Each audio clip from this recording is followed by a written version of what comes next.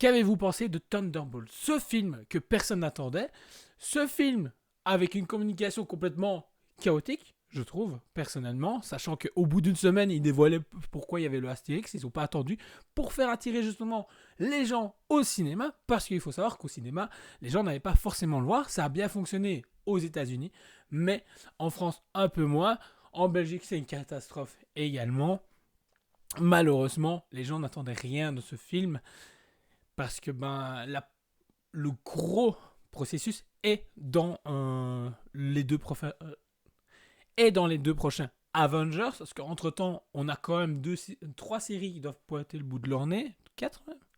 Parce qu'on a Marvel Zombie qui doit arriver, on a Ironheart, Wonder Man qui doit arriver et Les Yeux du Wakanda.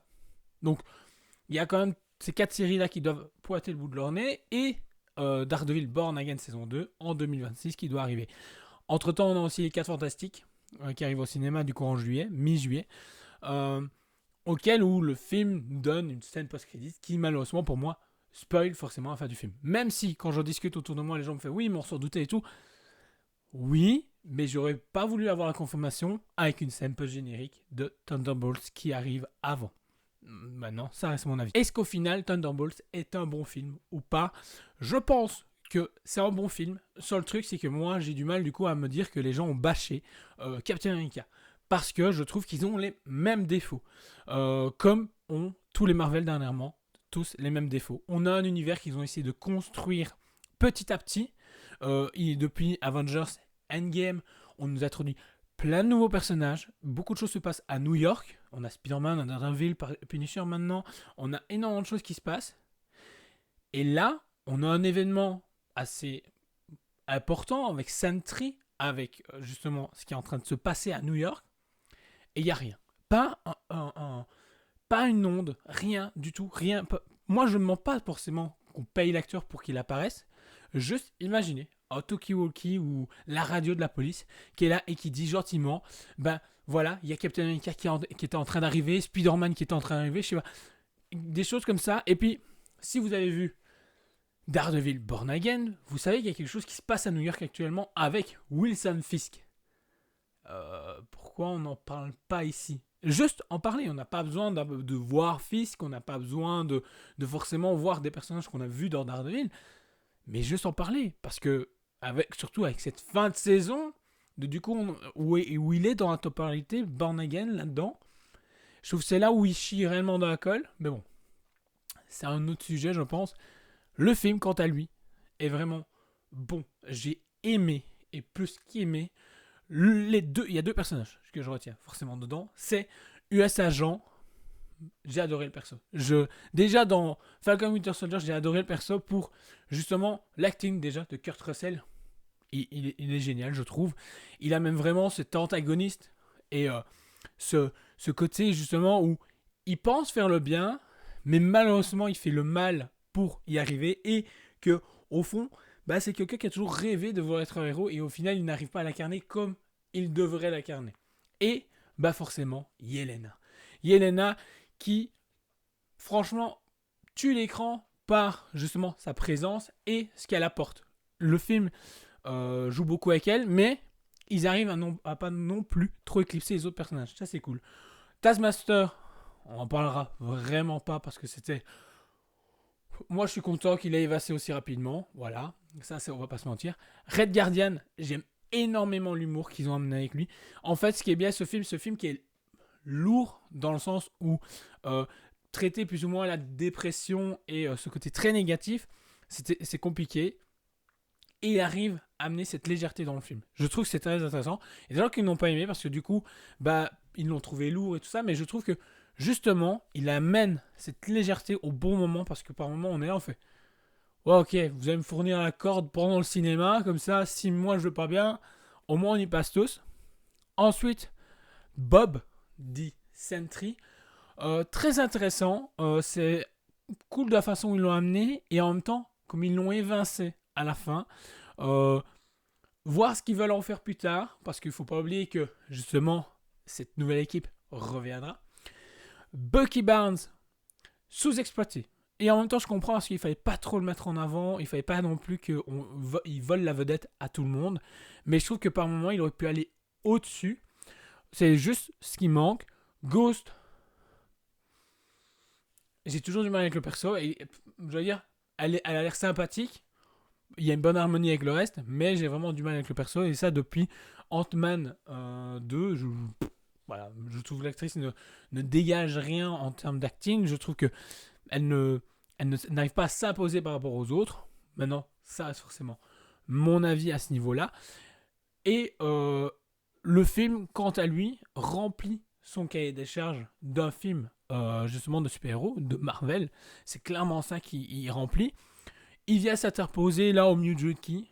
Pour moi, ce qui manque, c'est des séries qui traitaient les autres personnages où on aurait pu les voir auparavant. Genre, on aurait pu voir justement US Agent ou entendre parler de US Agent justement dans Captain America. Ça aurait été sympa pour déjà faire le lien en plus de voir Bucky Barnes. Ça aurait été cool de voir les autres personnages avant. Le fait que Yelena, on l'ait vu dans justement ok, c'était parfait. Et là, on l'a plus pendant un petit temps, pas de souci. Elle a vécu sa vie. Mais les autres, on les a plus revus depuis. Bye. Je veux dire, Red Guardian, on l'a plus revu justement depuis le film Black Widow. US Agent depuis la Captain America, depuis Falcon et Winter Soldier, on l'avait plus vu, plus entendu parler non plus. Donc je trouvais ça un peu dommage. Par contre, ce qui est bien, c'est que le film fait écho avec Captain America. Mais on n'en voit pas plus. Le fait que, pour moi, le film se termine avec le pouvoir de l'amitié, c'est compliqué, je trouve, à défendre. Mais bon, ça fonctionne, ça a plu à énormément de gens. Pourquoi pas? Moi, j'ai été plus mitigé. J'étais là, je fais... Ouais, même si c'est plus que ça reste quand même le côté de... On est copains, tracasse pas, t'es pas tout seul. On est ensemble. Et permet de sauver Bob par rapport à tout ça. Bon, voilà, ils ont fait leur travail, c'est bien. Là, par contre, où j'ai vraiment les crocs, c'est par justement la scène post-générique, deuxième du nom. Car, déjà, on a les New Avengers qui sont là. Moi, j'aurais appelé ça Dark Avengers comme dans les comics, mais bon, New Avengers, pas de souci. On nous dit 14 mois plus tard, et on apprend comme quoi Bucky Barnes et Captain America se sont un peu frités sur le fait comme quoi il n'était pas d'accord qu'ils s'appellent les Avengers, alors que c'est pas lui qui a décidé. Faut pas oublier que c'est Baron qui a décidé de les appeler Avengers, parce que bon, il fallait bien trouver une solution pour se couvrir de tout ce qui s'est passé. J'aurais voulu voir, c'est un truc qu'on aurait voulu voir. Maintenant, on sait comme quoi la scène post-générique a été tournée 2 mois avant que le film sorte par les frères Russo. Donc du coup, logiquement, on a les visuels et designs de justement cette nouvelle équipe pour Avengers Doomsday. Donc jusque-là, ok. L'humour hyper beau de Red Guardian est un peu mal amené à ce moment-là. Je trouve que ça, par contre, ils auraient dû s'abstenir de l'amener. Garder un ton un peu plus sérieux et justement dire, voilà, là, actuellement, depuis 14 mois, on essaie de sauver le monde des quelques péripéties qu'il y a. Et également, il y a une autre équipe qui se font appeler les Avengers qui sont pas d'accord. Ou on pourrait avoir un Civil War, deuxième du nom, ou titré d'une autre façon. Et ça se termine justement avec l'arrivage du vaisseau des 4 Fantastiques. Donc du coup, qui voudrait dire que, spoiler alert, les 4 Fantastiques ont effectivement fui leur univers suite à justement Galactus. C'était une théorie qui courait depuis maintenant un moment, qui disait clairement qu'ils avaient plusieurs choix, et on voit de toute façon dans la bande-annonce que Reed Richards est en train de regarder justement pour les possibilités du multivers, et savoir qu'un héros a fui un ennemi pour X raisons, on découvrira ça certainement dans le film, c'est certain, ils doivent arriver là avec cette conscience-là et avec le fait d'avoir abandonné leur univers, sauf si il y a une raison autre, en plus de simplement sauver sa peau.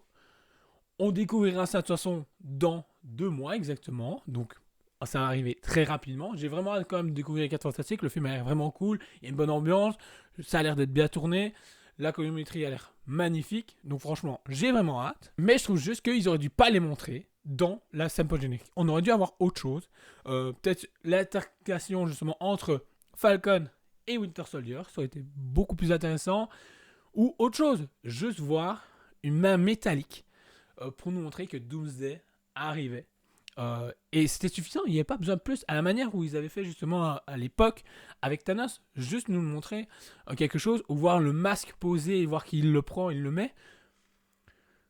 Il y avait tellement haute possibilité que cette scène peu générique qui me faisait...